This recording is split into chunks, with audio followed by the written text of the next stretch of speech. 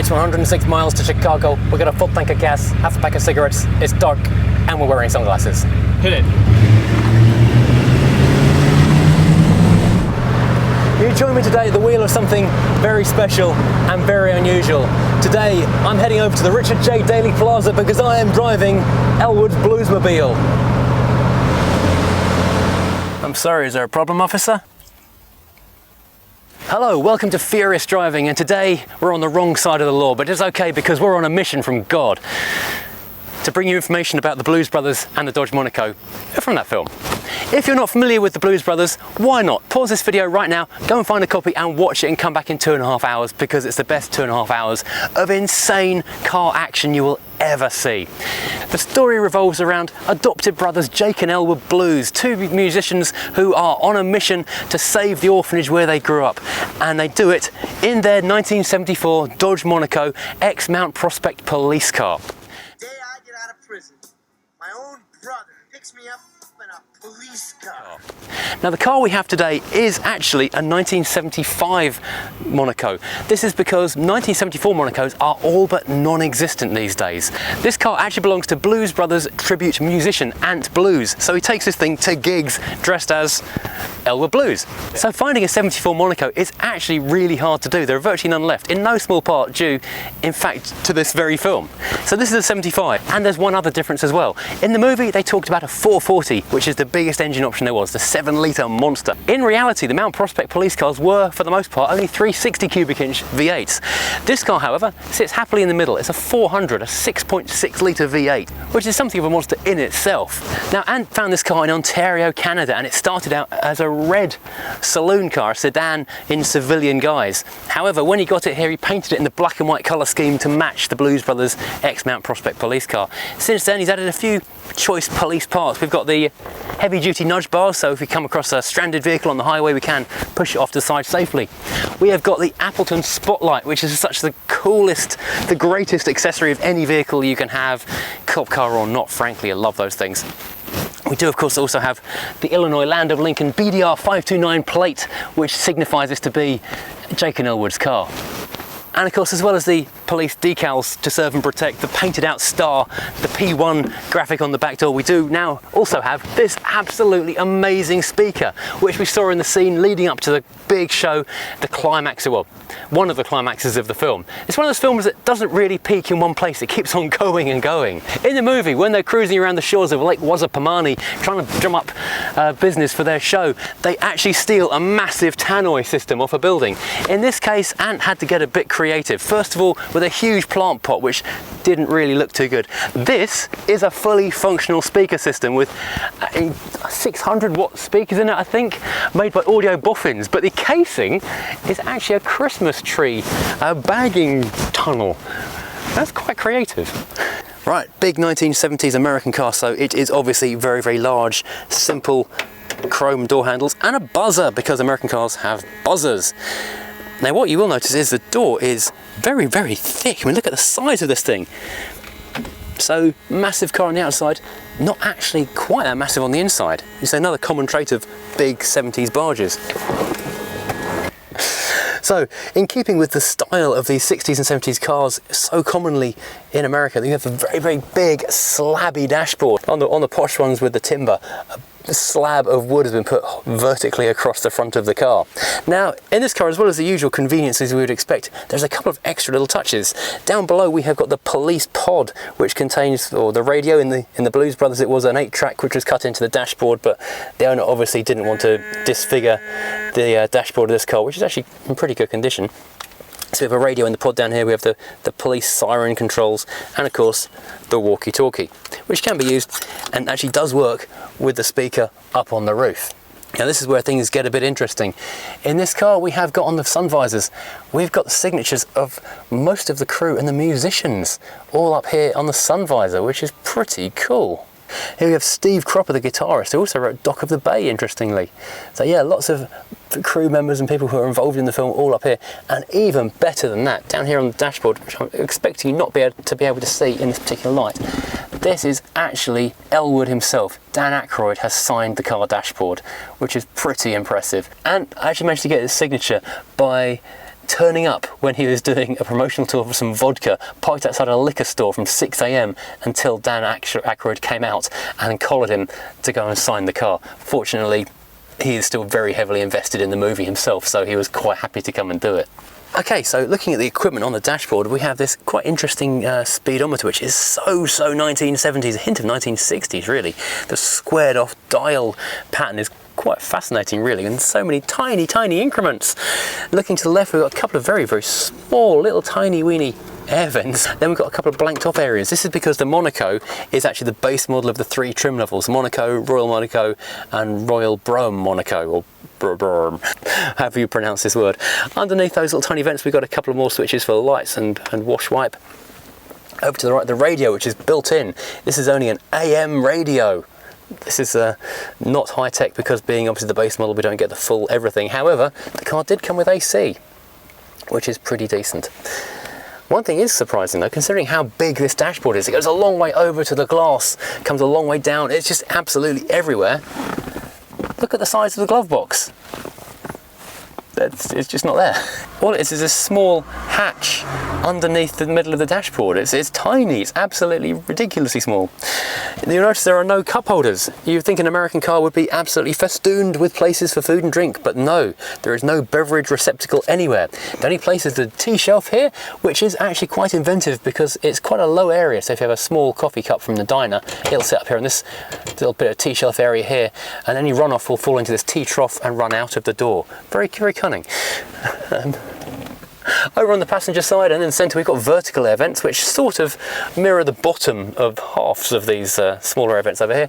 And over on the door, things get quite interesting. We've got this fluted patterned fabric, vertically striped in the vinyl, and the Monaco badges. These are also found on the wings of the car, but the interesting fluty script isn't on the boot, only on the doors and on the wings. Often on American cars you'll find it here on the dashboard, but not in this case. No door pockets and manual wind-up windows in here. So there you go. But we do have a little bit of timber trim, and you'll notice we are sitting on big bench seats, so it is potentially a 6-seater in here when you've not got the police spec stuff in there. So in the back of the car, let's climb in. It's a little awkward with the hat. We have a pretty decent rear seat area. Bench seat also in the back of the car, so we've got a big flat area of rear front bench in front of us. Quite a bit of foot space, certainly for the people on the 2 outer sides. The one in the middle is going to be hindered by the hump a bit, and we've got the doors that are basically the same as the front ones. Wind-up windows, and there's electric windows in the higher spec cars. Big, heavy cast door mouldings, a little ashtray in the door pocket as well, and then these huge C-posts. So quite a big blind spot for the driver there, but lots of headroom. And I'm sitting here in my hat and everything, and I'm not even touching the ceilings. So you can imagine how big this car actually is. It weighs around 2.5 tons, and it's several meters long. I'm going to go as far as exactly several. Well, the trunk of the car is pretty vast, as you can imagine, because the cabin area in the centre isn't really that huge, to be perfectly honest.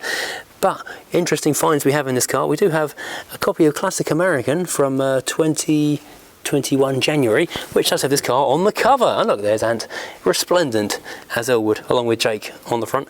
And these here is the car again on a t-shirt, which you can pick up on Amazon. Right, so we're now sitting in the Monaco, the Bluesmobile. First time driving one of these things, and the shift indicators are slightly off, so I need to move kind of into neutral, and we're ready to pull away. And away we go. It's only got lap belts in this thing, so it does feel a bit strange. Oh, listen to that, 6 litres of V8 cruising.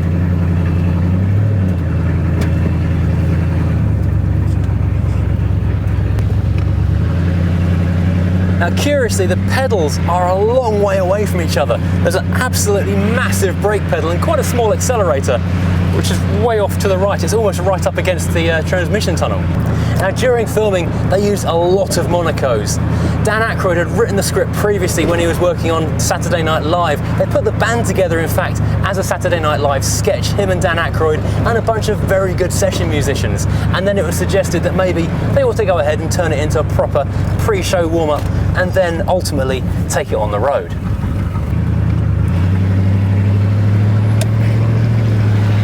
And that gave birth to an absolute phenomena, the Blues Brothers steamroller of events. Then Dan Aykroyd, being Dan Aykroyd, who takes things very seriously, really gets into character way beyond any necessity. He wrote a 380-something page movie script based on a 600 to 1,000 page treatment detailing the full backstory of every member of the band. That liquor store stick-up that Jake did and put him in the prison in the whole beginning of the film, he wrote the details of that.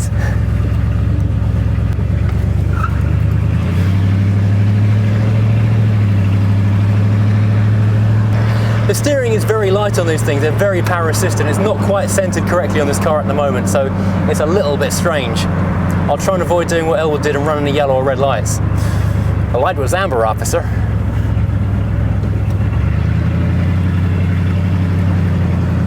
Whoa, feel the lean.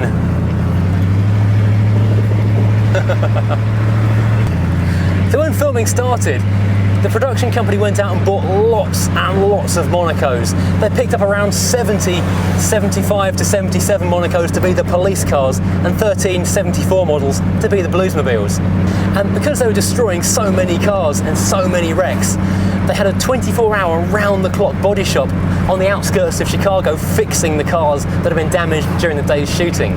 For a long time, the movie did hold the record for the most cars destroyed or wrecked during one particular chase scene in a movie. Wow. My God, this thing rolls. The leaf springs are doing their best, but 2.5 tons of metal here. Manoeuvring is actually quite a task on small British roads because the overhangs just go on and on and on. Now, I don't mind driving left-hand drive cars, but this does feel wide and very big.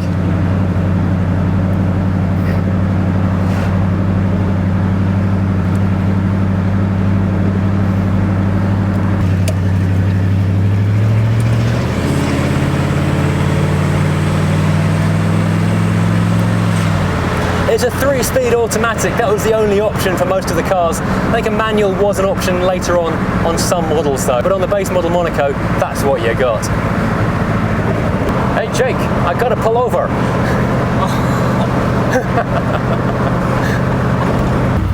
Yo.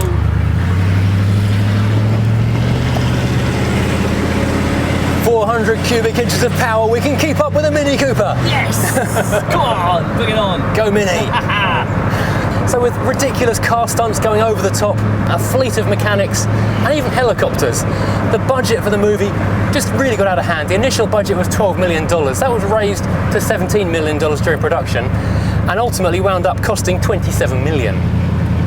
So in movie terms, it was considered a flop, but ultimately it has become an all-time cult classic, an all-time favourite.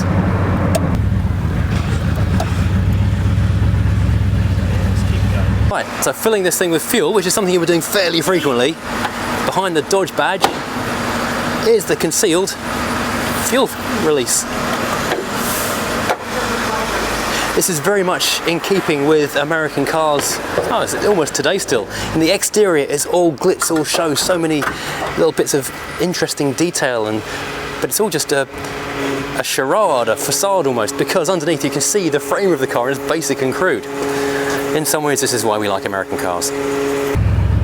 So sitting at this roundabout, I'm currently left foot braking because the tick over is so powerful. The car is straining to go. It wants to be flying away. Pulling on those poor old drum brakes. Whoa, that was too quick. So Elwood was quite a driver to manhandle one of these things around the way he did. And when it came to filming the movie, 5 of the 74 Monacos were rigged as camera cars to be filming the actors inside. 2 were rigged for stunt work, which means they were done for high-speed driving to make them a bit more controllable out of the 100+ mph speeds they were reaching. 1 was rigged with a special fly-off handbrake, so the turn outside the restaurant was done by one particular car, which took several months alone to build. There's an MG Midget next to us, which actually is shorter than our doors alone. Now, probably one of the most quoted lines from the entire film is, It's got a cop motor, cop shocks, cop suspension. It's a model built for catalytic converters that run good on regular gas. Is it the new Bluesmobile or what? Fix a cigarette lighter. That wasn't just horseplay and words. Elwood knew what he was doing. He knew that if he was potentially going to be in trouble with the law, he needed to be driving the same thing as the law were driving. But he wanted an advantage. By going a year or two earlier, going back to a 74 pre-catalytic car, he could get just a little bit more power than the police were currently driving. When we talk about a cop special, the civilian version made about 230 horsepower. The cop special, on the other hand, though, was tweaked to about 275. But most police forces didn't use the 440s. Those were pursuit specials and they were pretty rare. Even at the time, it was unusual to come across one of those on the street. And in the movie, when Elwood went to the Mount Prospect police auction, apparently he only paid $800 for his Monaco, which is frankly a bargain.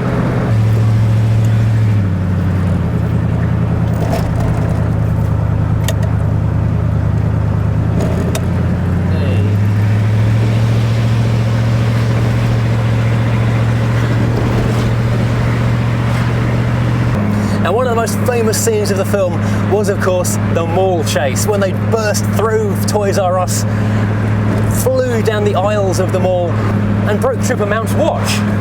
That was actually in a real shopping mall that had been closed down and was just sitting idle. They paid $12,500 for the rights to film in there. Sadly, you can't see it anymore if you're going on a Blues Brothers location tour, as it was demolished in 2013. He's like, what Jake was hanging on for life. Yeah, you can see that. Like, Yeah. when Elwood's driving, he's like, oh! Whoa, yeah. Well, thanks for joining me today, driving this piece of movie icon history.